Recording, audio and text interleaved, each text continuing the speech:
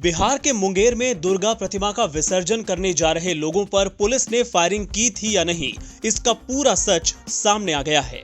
और इसी के साथ जिले की एसपी रही लिपि सिंह का दावा झूठा साबित हो गया है। सीआईएसएफ की रिपोर्ट में साफ बताया गया है कि भीड़ को हटाने के लिए सबसे पहले मुंगेर पुलिस ने ही हवा में गोलियां चलाई थी। सीआईएसएफ ने 26 अक्टूबर के गोलीकांड की रिपोर्ट अगले ही दिन यानी 27 अक्टूबर को अपने अफसरों को भेजी थी। इस रिपोर्ट में साफ तौर पर लिखा है कि 26 अक्टूबर की रात करीब 11:45 पर श्रद्धालुओं और पुलिस के बीच विवाद शुरू हुआ। इसके बाद कुछ लोगों ने पुलिस और सुरक्षा बलों पर पत्थरबाजी शुरू कर दी। पथराव के दौरान मुंगेर पुलिस ने सबसे पहले हवाई फायरिंग की। फायरिंग के बाद भीड़ और ज्यादा आक्रोशित हो गई और पथराव भी तेज हो गया। हालात को बेकाबू होते देख सीआईएसएफ के हेड कांस्टेबल एम गंगैया ने अपनी इंसास राइफल से 13 राउंड गोलियां हवा में दागी। फायरिंग के बाद आक्रोशित लोगों की भीड़ तितर बितर हो गई।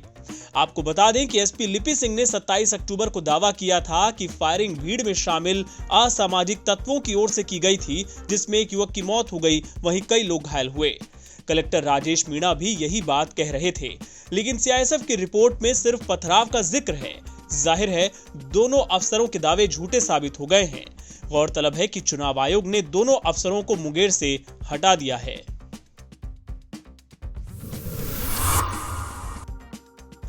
हरियाणा के फरीदाबाद के बल्लभगढ़ में हुए निकिता तोमर हत्याकांड में दोषियों के लिए फांसी की मांग की जा रही है। निकिता के पिता का कहना है कि जब सारे सबूत मौजूद हैं और दोषियों ने खुद अपना जुर्म स्वीकार कर लिया है, तो फिर उन्हें जल्द फांसी दी जानी चाहिए।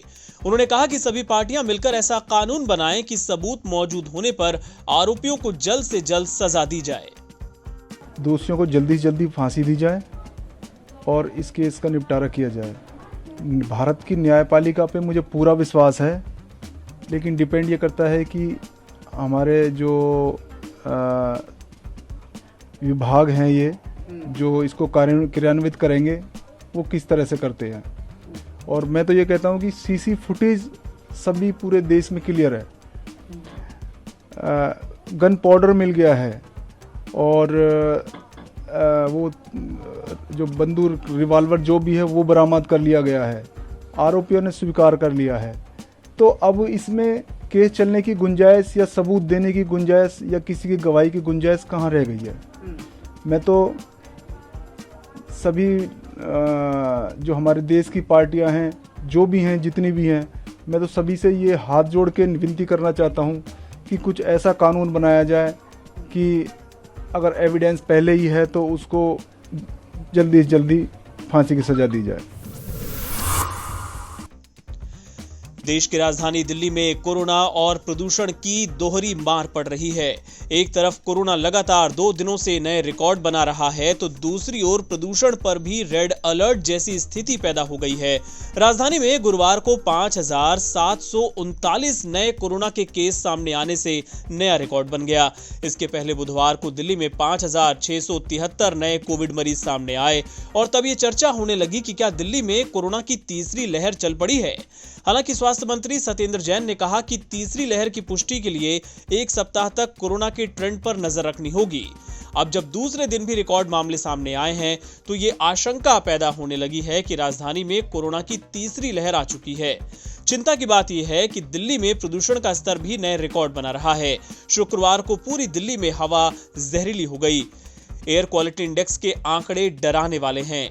केंद्रीय प्रदूषण नियंत्रण बोर्ड ने बताया कि दिल्ली के आनंद विहार में AQI लेवल 408, बवाना में 447, पटपड़गंज में 404, जबकि वजीरपुर में 411 पर पहुंच गया। ये आंकड़े अति गंभीर श्रेणी में आते हैं, यानी दिल्ली की हवा अभी इतनी जहरीली हो चुकी है कि सांस संबंधी नई नई बीमारियों का खतरा बढ़ गया है।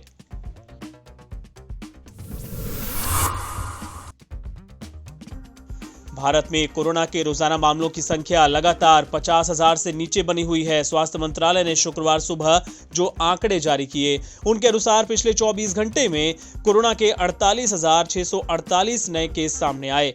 बीते 24 घंटों में 57,386 मरीज ठीक हुए। इस दौरान 563 कोरोना मरीजों की जान चली गई। अब तक कुल 73,73,375 मरीज ठीक हो चुके हैं, जबकि 1,21,090 लोगों ने जान गंवाई है। कोरोना के एक्टिव मामलों की बात करें तो ये संख्या लगातार 6 लाख से नीचे बनी हुई है। 22 अगस्त के बाद पहली बार यह आंकड़ा 7 लाख से नीचे आया था। रिकवरी रेट भी पहले से बेहतर होता जा रहा है।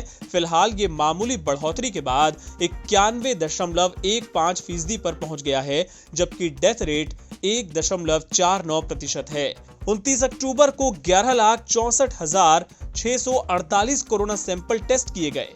अभी तक कुल 10,67,28,088 सैंपल टेस्ट किए जा चुके हैं और देश में अब तक कुल 80,88,851 कोरोना के केस सामने आ चुके हैं।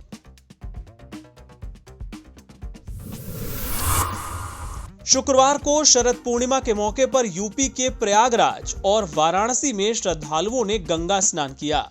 शरद पूर्णिमा पर संगम में स्नान करना बहुत महत्वपूर्ण और पवित्र माना जाता है। आज से ही कार्तिक पूर्णिमा की शुरुआत होती है। मान्यता है कि गंगा स्नान करने के बाद दान करने से आज विशेष फल मिलता है। शुक्रवार सुबह वाराणसी के गंगा घाटों और प्रयागराज के संगम में श्रद्धालुओं ने डुबकी लगाई। हर साल शरद पूर्णिमा के मौके पर लोग दूर दूर से स्नान के लिए संगम पहुंचते हैं। इस बार कोरोना के चलते भीड़ कुछ कम नजर आई। गुरु पूर्णिमा है, क्या इसका महत्व है आज के दिन? आज यहाँ पे ये बनारस है, वाराणसी है, यहाँ पे इसका बहुत ज्यादा महत्व है। सब लोग यहाँ गंगा जी सुबह नहाने आते हैं और आज आश्विन यानी कि क्वार पक्ष की ये पूर्णिमा मानी जाती है और यहाँ पे नहाने का पुण्य बहुत ज्यादा मिलता है गंगा जी में। और आज ऐसा माना जाता है कि श्री कृष्ण जी ने भी आज के दिन महारास रचाया था, तो इसीलिए लोग यहाँ पे ऐसे, ये तो वृंदावन में होता है लेकिन यहाँ वाराणसी में भी इसका इम्पोर्टेंस है। आज शरद पूर्णिमा है और शाम 5:25 पे ये पूर्णिमा लगेगा।